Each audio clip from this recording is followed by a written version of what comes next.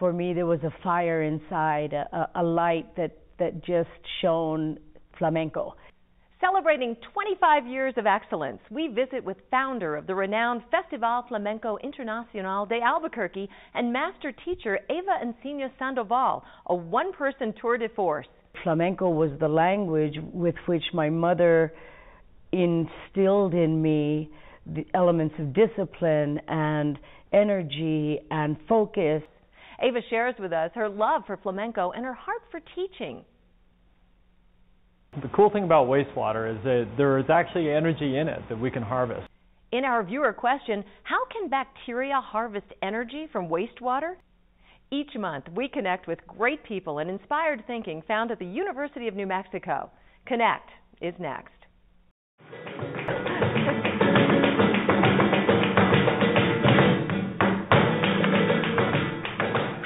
Joining me is Eva Encinia Sandoval. Why are you so passionate about flamenco? I don't remember a time in my life when flamenco hasn't been present. I was raised with a mother that was a beautiful dancer and singer, and it brought such energy and such dynamic to my life. Of course, as a child, I wasn't aware of what that was, but I just knew that my life was full of magic. I mean, just beautiful music, beautiful dance, interesting people who were completely immersed and committed to their develop of artistry. So now, as I can have some perspective on that, I know that flamenco was the language with which my mother instilled in me the elements of discipline and energy and focus, and so I can't imagine my life without it. And when people will say, why are you so passionate about this art form?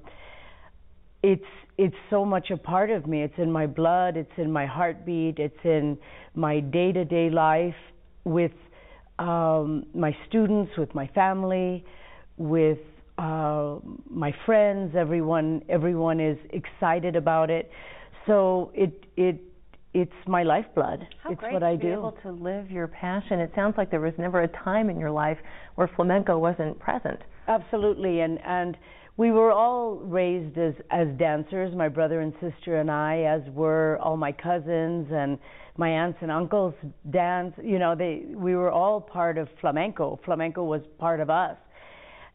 My mother would always make comment to me that she knew from day one, as I knew from day one, that I wanted to be a dancer. My brother and sister did it because it was part of our family ritual. But for me, there was a fire inside, a light that just shone flamenco.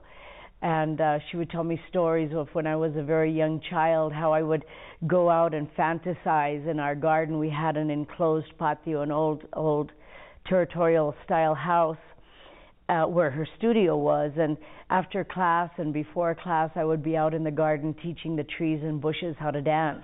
That not only was flamenco a great passion with me, but also teaching. I loved the idea of teaching, and so my mother... Even at a young age? Oh, even at a very young age, which I think is maybe a little odd, that yes, I was enamored with the art form of flamenco and wanted to be doing it constantly, but I also displayed a real interest in teaching. My mother identified that early, and so she would let me assist her in the classes, and I was actually able to start teaching in her studio when I was very young, because I started dancing, of course, when I was 4 or 5 years old. So by the time I was 14, 15, I was teaching classes in her studio. Wow, what insight your mother had. And she probably got some of that from your grandmother. I had the fortune to be raised in a very special family. I love the fact that my children are both professional dancers. Wow. And many of my grandchildren are following in that direction. And I believe it's much because of the power of family, but also the tremendous power of flamenco.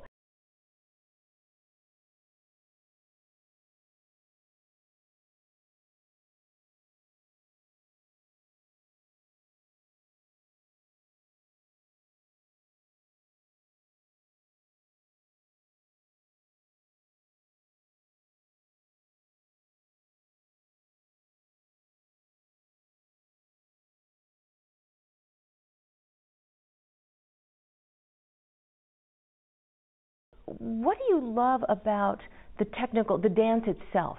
I find flamenco to be this beautiful blend of rigor in discipline, constancy, that you have to be in the studio every day working and developing the craft, developing technique, developing awareness and skill with the body. But at the same time, there's an element of spontaneity, improvisation, immediacy that is completely fascinating as a dance study.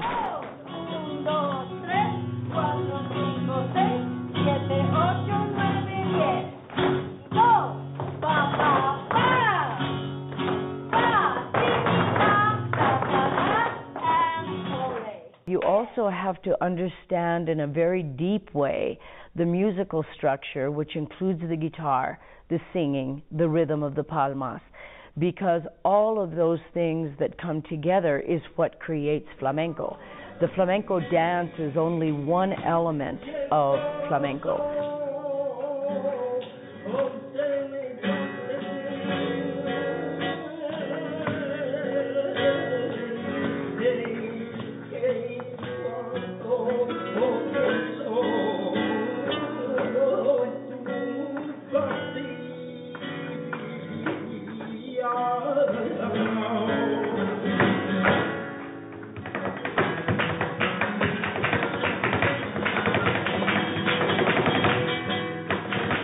It's very interactive. It requires a real buy-in from the viewer, and certainly from the artist, the student, whether they be a guitar student, a dancer, a singing student, whatever it is that they are experiencing in flamenco, they've got to be able to just jump in 100%.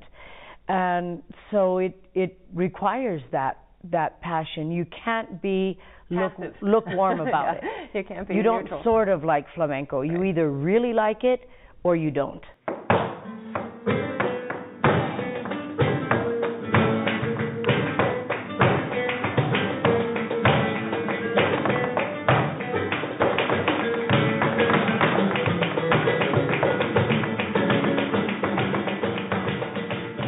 As dancers, we have to have a keen understanding and an ability to collaborate and cooperate with the musicians. That being the case, I studied many years the flamenco guitar because my mother felt that that was going to be an important part of my experience.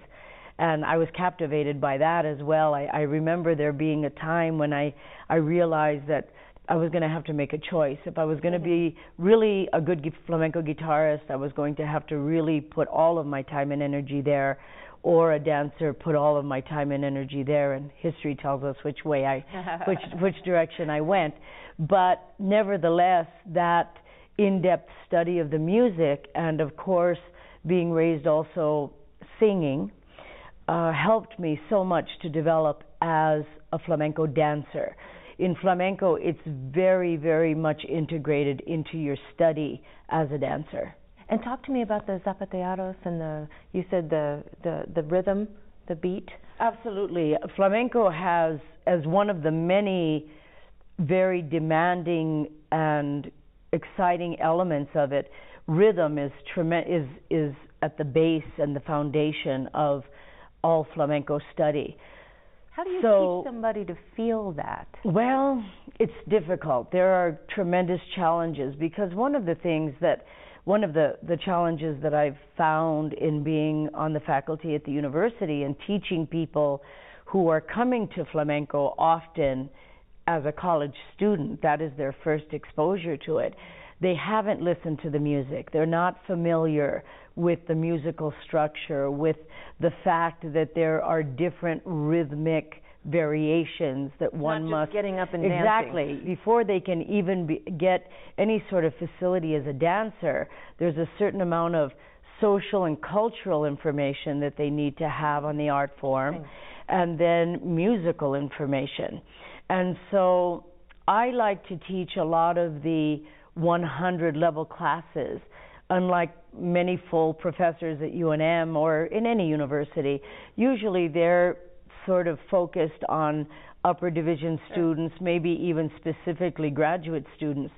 But I find it very important in our program to have access to the beginning level process, because there is that very comprehensive experience that they have to have at that beginning level to prepare them to then be able to move on successfully. I mean, so you were exposed to this before you probably even knew how to talk yet. Absolutely. I was listening to the music, which is the way that it's developed in Spain, of course. Sure. It's in the culture. They're listening to the music. They're aware of, even though they may not be studying flamenco, it's part of their culture and part of their reality. Whereas, of course, when you teach any cultural art form outside of its, we call it the cuna, or the cradle of where it has been developed, there are elements that have to be dealt with, and those are listening to music, knowing what they're listening to, seeing some of the beautiful artists that have created the art form and are so responsible for the evolution of the art form. And then, of course, why are we doing it, and why does it matter, and what can warrant the kind of energy, commitment, and focus that it's going to take for them to be able to become the artists that we hope they will become.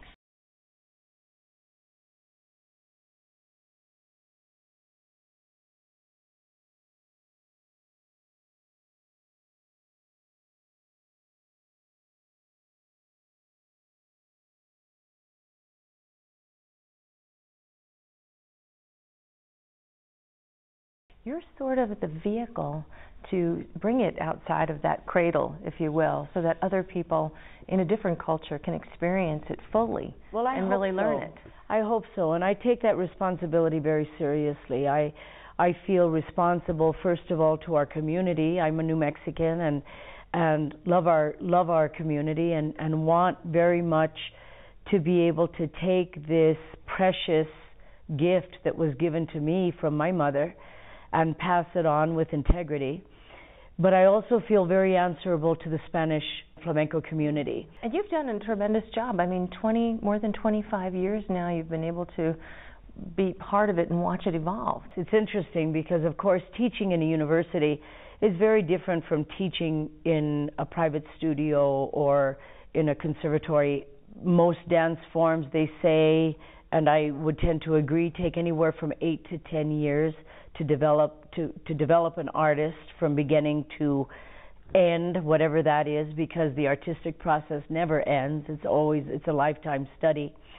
But I have had to adapt a teaching curriculum to fit that university experience. Are there any standout moments, any people who've gone on to sort of make you proud that you were able to inspire them and influence them? Oh, absolutely. We have had tremendous success in our graduates from both the undergraduate and graduate flamenco emphasis program.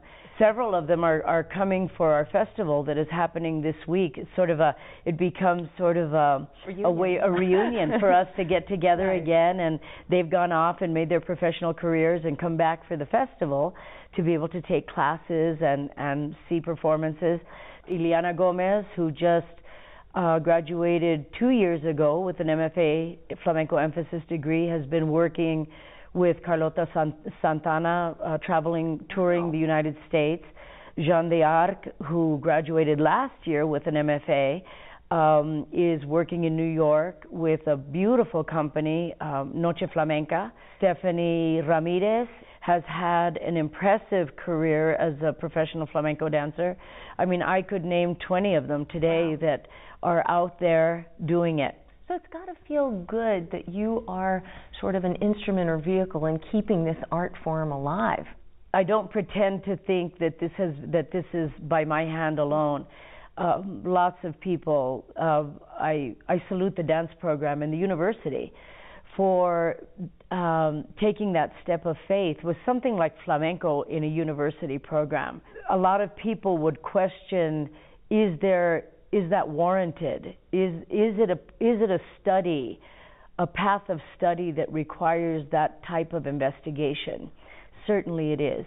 Sounds like you've proven that. It certainly is. And because of the way that we approach it, a social, a cultural study, a discipline of dance that is incredible, a collaborative effort between the dance and the music that is incredibly challenging. And for all those reasons, we have seen how important it is to study it with that type of intensity. Well, and I think until I talked to you now, I don't think I realized how much more flamenco is than just the dance A form part. of dance. It's ever changing, and to just be able to stay on top of it, one has to constantly be researching and studying and reinventing oneself as an artist. I don't perform anymore as a dancer. I don't have the time to be in the studio that one needs to be on the stage. Sure. So I focus my energies on teaching and try to stay current with new techniques and new approaches to integration of music and dance, because it's important for my students. Los gitanitos del puerto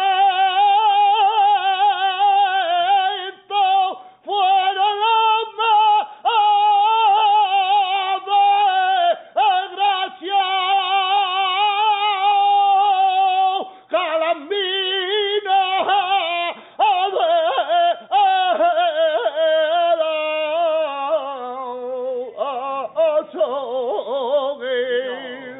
y ellos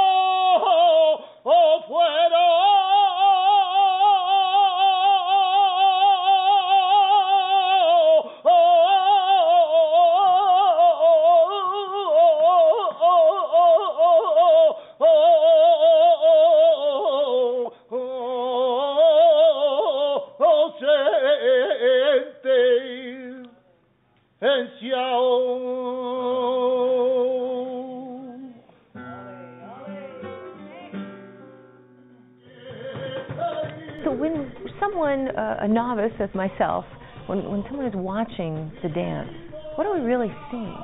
Flamenco is a cultural expression of a persecuted people.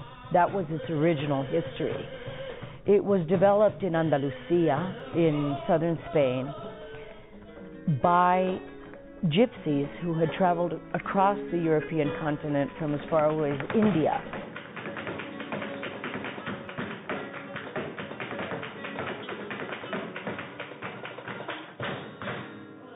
Now, was it developed completely by gypsies? No, I believe that certainly there's the blending of the Spanish, the Arabic, the Moorish, the African, all of those different cultures coming together to create what was a new music for these people that would represent them collectively.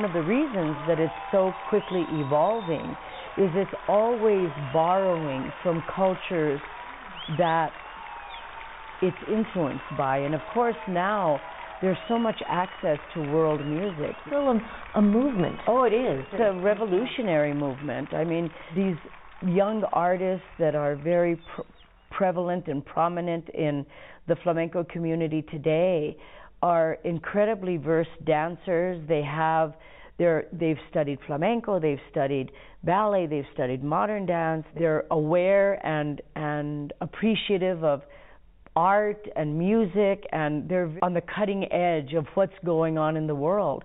Sure. And we're seeing that in the movement, in the choreography that they're creating. So it's, when you see flamenco, you're seeing the cultural expression of these people, but in a very individual way. Every dancer, every guitarist, every singer has a certain license to personalize the art form for themselves, understanding that there are elements and characteristics that they must be answerable to, techniques and scales, musical scales, or dance techniques, steps and patterns that are traditional to the art form that are going to be their guide for them to then find their own personal statement and personal expression of this beautiful art form. Thank you so much for sharing that with us. You're welcome. The cool thing about wastewater is that there is actually energy in it that we can harvest.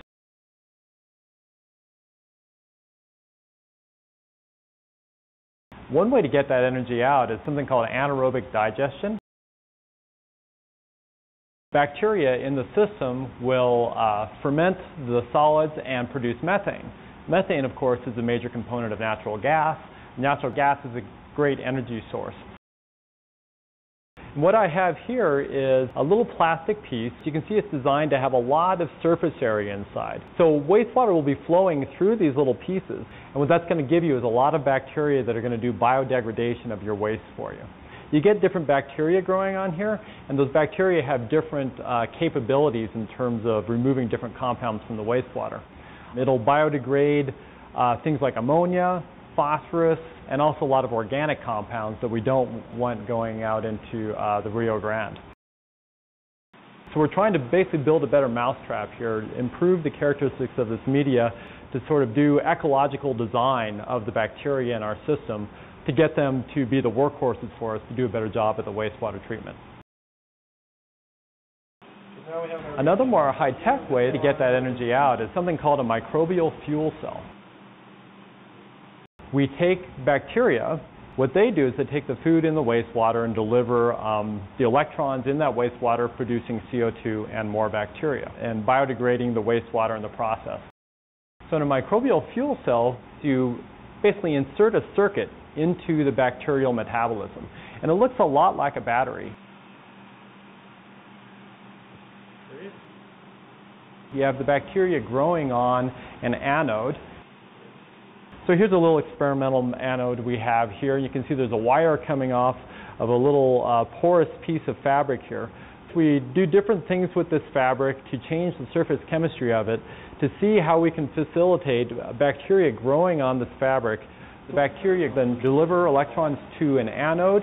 The electrons on that anode then travel through a circuit, eventually end up on a cathode, where a reaction with oxygen occurs and the electrons get delivered to the oxygen. So you got electrons flowing through a circuit now. So that is energy, and we're able to do things with that energy. We're able to generate a heat source or generate a light source, that kind of thing. So this is a very active area of research and something we're very active in here at UNM. Cool.